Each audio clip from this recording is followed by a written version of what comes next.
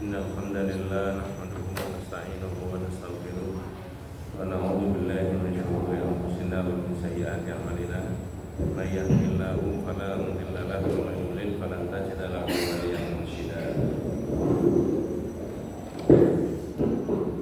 أشهد أن لا إله إلا الله وحده لا شريك له وأشهد أن محمدا عبده ورسوله لا نبي بعده اللهم صل على محمد وعلى آل محمد كما صليت على إبراهيم وعلى آل إبراهيم وبارك على محمد وعلى آل محمد كما باركت على إبراهيم وعلى آل إبراهيم في العالمين إنك حميد مجيد أما بعد معاشر المسلمين rahimani wa rahimakumullah usikum wa nasihabi taqwallahi faqad faza man ittaqwa Allah ta'ala fi kitabil karim a'udzu billahi minasyaitonir rajim bismillahirrahmanirrahim ya ayyuhalladzina amanu taqullaha haqqa tuqatih wa la tamutunna illa wa antum muslimun wa qala aidan ya ayyuhalladzina amanu taqullaha wa tanzur nafsum ma qaddamat lighad wa taqullaha innallaha khabirun bima ta'malun.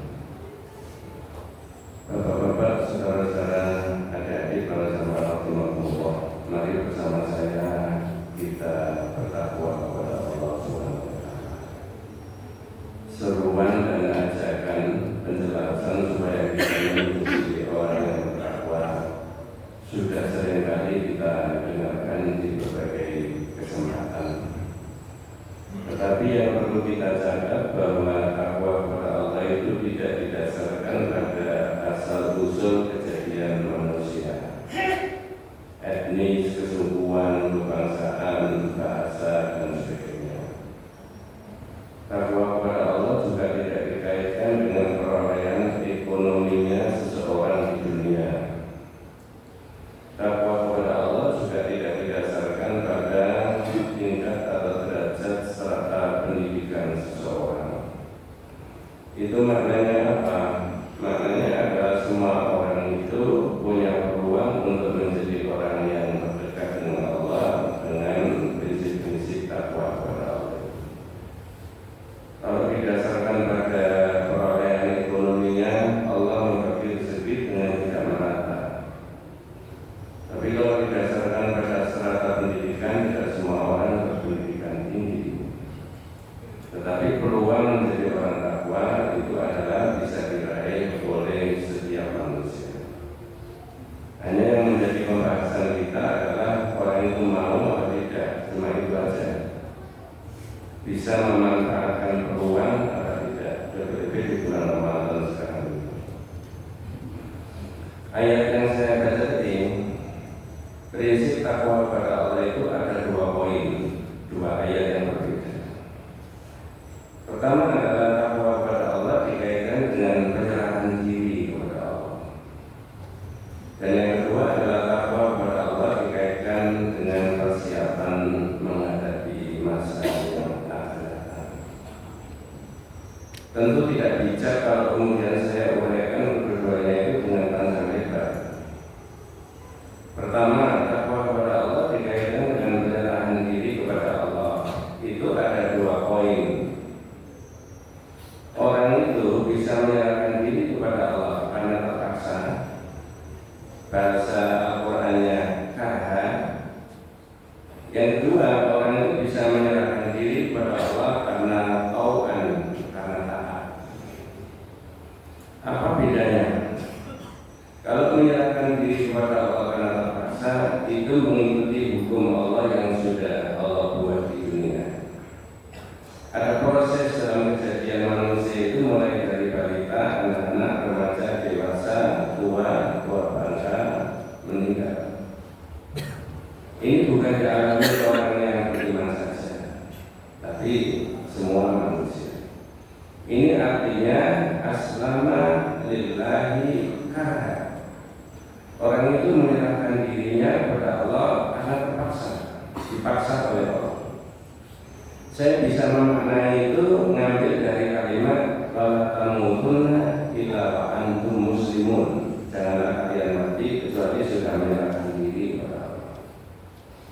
Quran terjemahan peraturan agama diterjemahkan, janganlah kalian menyerahkan mati kecuali sudah berislam. Tapi Islam itu maknanya menyerahkan diri, tapi bukan menyerahkan diri seperti yang saya sebutkan tadi. Ada versi lain, aslama lillahi tau'an, menyerahkan dirinya kepada Allah karena taat, bukan karena terpaksa. Nah, apa maksudnya? Nah, dalam kitab Fiqhul Najiyah wa Tarifah al-Mansura, orang yang menyerahkan dirinya kepada Allah karena taat itu mengikuti hukumnya Allah. Satu, al-hukmu fil aqidah, hukum dalam masalah aqidah. Yang kedua, al-hukmu fil ibadah, hukum dalam masalah ibadah, seperti yang kita lakukan sekarang ini, termasuk saum Ramadan, puasa Ramadan. Yang ketiga, al-hukmu fil muamalah, pergaulan antar manusia, baik di internal umat Islam maupun dengan umat yang tidak beragama Islam. Dan yang keempat, al-hukmu fil hudud wal qisas, hukum masalah pidana dan perdata. Tentu saja saya tidak menerangkan itu secara panjang lebar, tapi ini sebagai pembuka saja bahwa takwa kepada Allah itu versi surat Al-Imran diterangkan supaya orang itu menyerahkan dirinya kepada Allah bukan karena terpaksa, tapi menyerahkan diri karena taat, mengikuti hukum dan syariatnya Allah. Tapi saya ingin mengajak versi yang kedua tadi. Bahkan bernafsu maka dalam lihat, dan hendaklah tiap-tiap pribadi itu menghitung, mengkalkulasi apa yang sudah disiapkan untuk menghadapi masa yang akan datang. Pertanyaannya, masa yang akan datang itu ada apa? Kata para pakar di bidangnya mengatakan masa akan datang itu ada perubahan. Dunia ini tidak ada yang tetap. Jangan punya asosiasi bahwa ini seolah-olah berbicara masalah politik. Nah, kita saja berubah. Itu yang dimaksudkan. Kalau kita sekarang ini masih produktif bekerja, nanti pada saat-saat tertentu kita akan bukan tugas, ganti adik-adik dan anak-anak kita. Kalau nanti lama-lama kita ini tidak berdaya, diganti oleh adik-adik dan anak-anak kita, ada masa-masa seperti itu. Goalnya orang Islam itu visi misinya akhirat. Masa depan itu perubahan dari dunia menuju akhirat. Itu iman kita, tidak bisa ditawar. Kalau tidak percaya itu rasanya tidak usah capek-capek. Ngapain kita puasa, ngapain kita ke masjid, ngapain kita? Kalau tidak percaya. Tapi karena kita ini iman dan percaya, maka saya katakan tadi persiapan menghadapi masa depan itu menjadi penting. Masa depan itu kaitannya dengan itu tadi, beralih kehidupan kita itu dari dunia menjadi kehidupan akhirat. Ma'asyiral muslimin rahimani wa rahimakumullah. Sekarang ada perintah, kalau kita itu sudah menghadapi masa depan itu yang ditanya nanti ketemu sama malaikat, ketemu sama Allah dalam arti yang hakiki. Apa yang kita perbuat di dunia? Nah itu saya ingin mengajak kepada kita semuanya untuk memahami nikmat Allah itu ada dua. Di dalam surat Al-Imran diterangkan alam taro anallaha sakhkhara lakum ma fis samawati wa ma fil ardi. Surat Luqman. Alam taro anallaha sakhkhara lakum ma fis samawati wa ma fil ardi wa asbagha 'alaikum ni'amahu dhahiratan wa batinah. Wa minan nasi may yujadilu fillahi bighairi ilmin wa la huda wa la kitabin munir. Apa tidak Anda perhatikan bahwa sesungguhnya Allah itu menundukkan apa saja yang ada di langit dan apa saja yang ada di bumi untuk kepentingan manusia, dan Allah menyempurnakan nikmatnya. Ini yang saya ingin bahas, nikmatnya dhahiratan wa batinatan, lahir dan batin. Saya potong sampai di sini, mudah-mudahan tidak mengurangi makna ayat yang sangat mulia tadi, karena yang kita ambil adalah nikmat Allah lahir dan batin. Pertanyaannya, nikmat lahir itu apa? Man yura bil absar, apa yang kita rasakan kita dengarkan, ini semuanya adalah nikmat batin. As-sihah, kesehatan. Kamalul khalqi, kesempurnaan ciptaan Allah buat manusia, itu semuanya adalah nikmat batin. Bisa dirasakan, bisa didengar, bisa mobilisasi manusia itu kemana-mana. Semuanya nikmat. Dan sekarang yang dibahas nikmat batin. Nikmat batin itu apa? Di dalam tafsir Al-Marwazi dan mungkin tafsir-tafsir yang lain disebutkan nikmat batin itu adalah al-aqlu, akal pikirannya manusia, wal imannya manusia tidak nampak. Ya, naik turunnya iman di antara kita yang hadir di sini termasuk saya ada kemungkinan fluktuasi naik turun imannya, tidak diketahui, tapi ada. Nah, saya ingin titik tekannya bukan di situ. Nikmat batin tadi, nikmat batin, ini semuanya harus paham yang ini, Pak. Ya. Masatallahu min sayyi amalika, sesuatu yang ditutup oleh Allah terhadap kejahatan dan kemaksiatan yang pernah dilakukan oleh manusia. Saya ulangi, sesuatu yang ditutup tidak ditujukan kepada manusia yang lain terhadap maksiat yang pernah dilakukan oleh seseorang itu tadi. Jika ada orang pernah melakukan kemaksiatan ketika dia SMA, ketika dia lulus, ketika dia dinas, ketika dia jauh dari istri, ketika dia jauh dari anak, ketika jauh dari suami, naudzubillah, ini ada potensi manusia itu mengingkap dosa banyak sekali, tapi oleh Allah disimpan, tidak ditujukan siapa-siapa. Saya yang duduk di situ dengan pandangan itu, teman-teman kita yang sebelah tidak ada yang tahu ini dulu gimana awalnya, ini dulu gimana, tidak tahu. Kita nanti pulang ke rumah, anak kita dan istri kita juga tidak tahu apa yang pernah kita lakukan dulu, tidak tahu. Inilah nikmat yang sangat luar biasa. Itu kalau tidak Al-Quran yang menerangkan tidak bisa.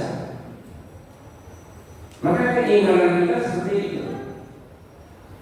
Kalau orang tanya, Ustaz, ada kemungkinan orang sebanyak-banyaknya, seberat-beratnya dosa manusia itu juga tetap tidak ditujukan oleh Allah kepada manusia? Tidak, tidak ditujukan. Kecuali pelaku dosa itu sendiri dengan Allah. Kalau itu sangat-sangat amat rahasia yang dia lakukan tentang kemaksiatan. Tapi orang Islam tidak boleh membiarkan dirinya berkelima dengan salah dan dosa. Itu maksud saya. Maka tadi kan saya katakan, kita ini akan pindah dari alam dunia karena perubahan dan kita menuju akhirat. Kalau sudah menuju ke sana, dan itu keyakinan kita, jangan kemudian salah dan dosa kita itu masih terbawa sampai ke sana. Ada kesempatan untuk tobat, iya. Ada kesempatan untuk membersihkan diri kita, betul. Nanti di khotbah yang kedua saya ceritakan tentang sahabat yang Rasul. Mungkin dalam kajian di masjid ini, kajian tauhid sudah pernah dibahas, tapi saya mengulangi. Sekali lagi, kebersihan dan membersihkan dosa itu menjadi penting. Maka orang disuruh tobat sama Allah, ya ayyuhalladzina amanu tubu ilallahi taubatan nasuha. Semua orang sudah mengerti taubat nasuha. Di dalam sebuah riwayat, Nabi berkenan menerangkan taubatan nasuha ayyan dalam abdu ilatan biladi asrafahu wa ya'tadiru ilallah wa la ya'udu li abadan kama la ya'udu laban ilallah. Taubat nasuha itu ya, orang itu menyesal. Kenapa dia berbuat? Yang kedua, berniat untuk kembali kepada Allah.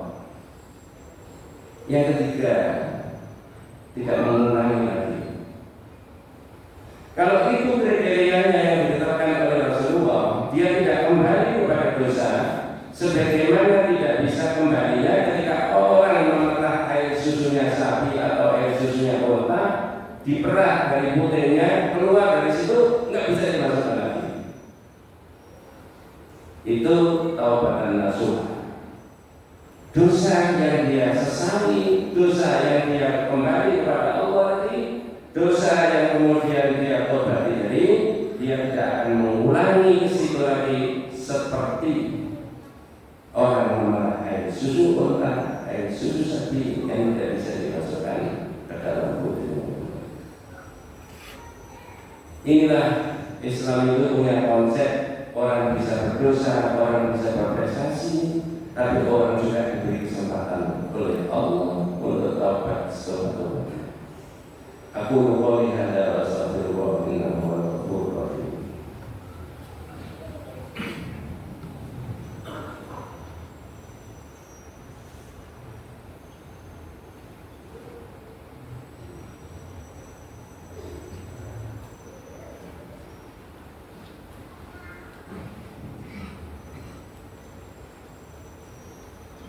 Alhamdulillah subhanahu alladzi lam yalid wa lam yulad wa lam yakul lahu kufuwan ahad. Asyhadu an la ilaha illallah wahdahu la syarika lahu wa asyhadu anna Muhammadan abduhu wa rasuluhu la nabiyya ba'dah. Allahumma shalli ala Muhammad wa ala ali Muhammad kama shallaita ala Ibrahim wa ala ali Ibrahim. Wa barik ala Muhammad wa ala ali Muhammad kama barakta ala Ibrahim wa ala ali Ibrahim fil alamin innaka Hamidum Majid. Kalau orang saya dan kita semuanya andai kata ada salah dan dosa, lafal apa yang tidak boleh kita ucapkan kepada Allah untuk menghapus dosa itu tadi? Saya ulangi, kalau saya dan kita semuanya yang punya salah dan dosa kepada Allah, lafal apa yang tidak boleh diucapkan untuk membersihkan dosanya? Jawabannya gampang. Ya, lafal yang tidak boleh diucapkan adalah kalau pakai bahasa Indonesia, ya Allah, ampunilah aku jika Engkau menghendaki. Berikan rahmat kepada aku jika Engkau menghendaki. Mengapa tidak boleh begitu? Dan ini Rasulullah melarang hadis Rasulullah riwayat Bukhari Muslim. Ya, dari Abi Hurairah radhiyallahu anhu, la yaqul ahadukum Allahumma firli in syi'ta Allahumma hamni in syi'ta liya'zimal mas'alata fa inna Allah la yukrihu lahu. Janganlah ada di antara kalian itu berdoa tobat kepada Allah dengan lafaz seperti ini, ya Allah, ampunilah aku jika Engkau menghendaki. Berikan rahmat kepada aku jika Engkau menghendaki. Mengapa tidak boleh? Dalam kitab Al-Qaulul Mufid bab yang ke-53 yang juga dikaji di masjid ini, lafaz seperti itu mengandung makna satu, ya, annahu yashkuru bi anna Allah lahu muqtirun ala syai' wa anna ma'arahu man yastati'u an yamna'ahu. Orang yang berdoa dengan lafaz seperti itu dikandung maksud dalam batinnya bahwa Allah itu kemampuannya terbatas. Ini tidak ada dalam konsep Islam mengatakan Allah itu kemampuannya terbatas, sudah. Kalau orang itu mengatakan kemampuannya Allah itu terbatas, soalnya mara'ahu man yastati'u an yamna'ahu, berarti ada Tuhan lain yang lebih mampu dari Allah. Kalau Allah kemampuannya terbatas, makanya hadis itu dimasukkan dalam bab tauhid. Yang kedua, karena yara ada karena yara anna hada amrun azimun Allah. Orang itu merasa dosa saya itu Pak terlalu banyak, semua sudah saya lakukan. Orang punya perasaan begitu tidak boleh, makanya berdoa dengan lafal yang seperti yang disebutkan oleh Nabi tadi dalam hadis sahih, tidak boleh. Mengapa dia masih ngotot menggunakan doa seperti itu? Dia merasa dosanya besar dan dosanya berat sekali. Jangan-jangan merepotkan Allah. Itu maknanya. Ketiga, maknanya anak tauhid mustahil alillah. Orang itu tidak serius. Kalau serius dia mau mengadukan kepada Allah, mau membersihkan dirinya, ya, mumpung di bulan Ramadan, tidak begitu bahasanya. Kalau tidak engkau ya Allah, siapa lagi? Jangan menggunakan ampunilah aku jika engkau menghendaki, berikan rahmat kepada aku jika engkau menghendaki. Allahumma fili insita, Allahumma khani insita. Makanya tuntunannya Nabi SAW ketika Ramadan itu wirid yang keluar dari lisan dan mulut kita, Allahumma innaka afuwun karimun tuhibbul afwa fa'fu anni. Hadis dengan riwayat yang berbeda, Allahumma innaka afuwun tuhibbul afwa fa'fu anni. Ada variasi. Itu yang keluar dari mulut kita mulai awal Ramadan sampai akhir Ramadan. Ya Allah, engkau adalah Maha Pemberi pengampunan. Ya, dan engkau adalah Maha yang mulia, maka berikanlah ampunan kepada aku. Ini yang dituntunkan Nabi ketika Ramadan. Lisannya orang mukmin itu basah dengan itu setiap saat, setiap hari, setiap malam. Aisyah istrinya tanya sama Nabi, apa yang harus saya katakan? Itu tuntunannya. Allahumma innaka afuwun karimun tuhibbul afwa fa'fu anni. Ma'asyiral muslimin rahimani wa rahimakumullah. Terakhir, kalau panjenengan baca sahabatnya Rasulullah nomor 1 sampai nomor 50 nama-nama orang, tidak sampai nomor 50 ketemu orang yang namanya Wahsy ini ketika masuk Islam dia cerita, saya ini dulu ketika masih kafir membunuh orang yang paling baik. Ketika dia masih kafir. Tapi ketika saya sudah masuk Islam, saya membunuh orang yang paling jahat, yang memusuhi Islam. Orang itu namanya Wahsy, sahabatnya Rasulullah SAW. Bagaimana cerita tobatnya?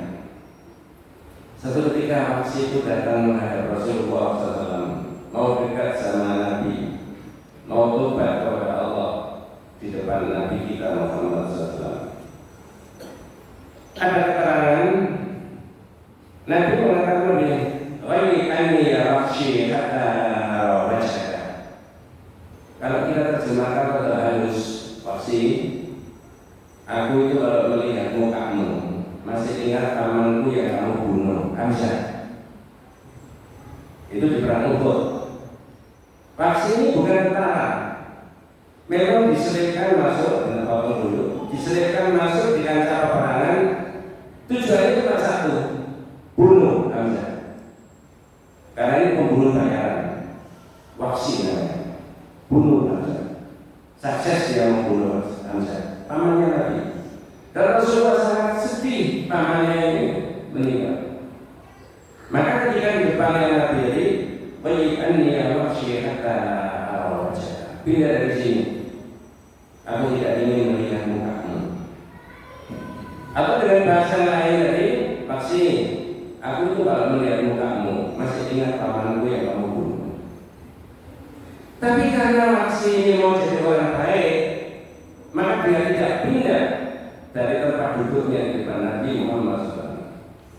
Disitulah kemudian Rasulullah SAW membaca ayat Al-Quran, "Walladzina la yad'una ma'allahi ilahan akhar wa la yaqtuluna nafsan allati harrama Allah illa bil haqqi wa la yaznun wa man yaf'al dzalika yalqa athama." Saya terjemahkan bebas. Pasti orang yang tobatnya diterima itu ya orang tidak pernah sirik, tidak pernah membunuh, kecuali membunuhnya dibenarkan menurut syariat. 3, tidak pernah berzina. Itu sudah kamu lakukan semuanya. Apakah Wahsy pindah dari situ? Tidak. Di benaknya Wahsy mikir kalau Muhammad itu Nabi sesungguhnya, maka tidak begitu kata-katanya. Sedangkan yang dibaca Rasulullah adalah Quran.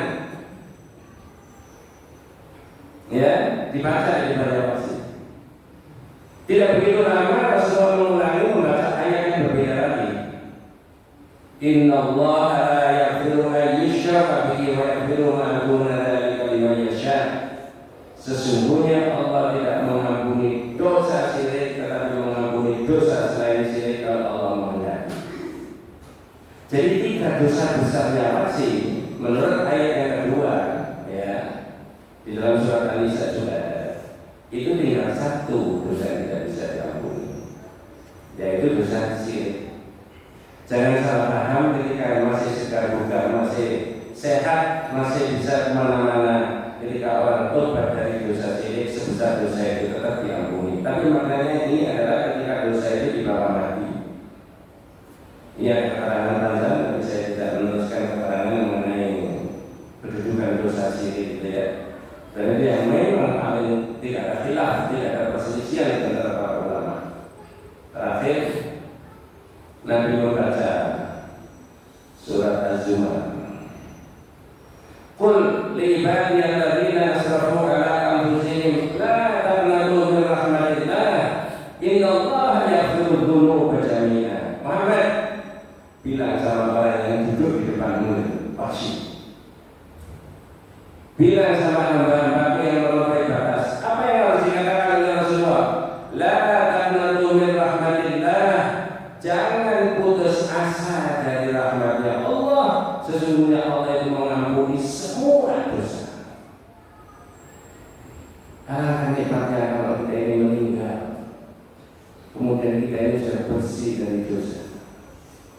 Yakin kita ini akan pindah dari dunia ke alam akhirat. Yakin kita akan diberi jaminan dari Allah surga yang kenikmatannya tidak ada bandingannya dengan kenikmatan dunia. Walaupun dunia ini akan merebut dengan berbagai triliunan uang dikeluarkan hanya untuk mencapai kenikmatan dunia yang sesaat.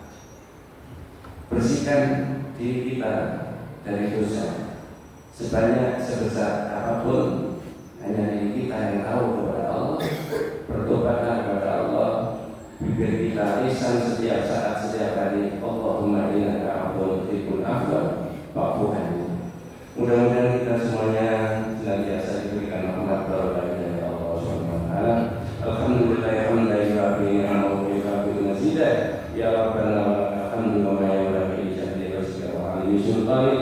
Allahumma shalli ala Muhammad wa ala ali Muhammad kama shallaita ala Ibrahim wa ala ali Ibrahim wa barik ala Muhammad wa ala ali Muhammad kama barakta ala Ibrahim wa ala ali Ibrahim fil alamin innaka Hamidum Majid. Allahumma ighfir lil muslimina wal muslimat wal mu'minina wal mu'minat al ahya'i minhum wal amwat. Rabbana zalamna anfusana wa illam taghfir lana wa tarhamna lanakunanna minal khasirin. Allahumma inna nas'aluka mujibati rahmatika wa azaima maghfiratika wal ismata min kulli dhanbin wal ghanimata min kulli birrin was salamata min kulli ithmin.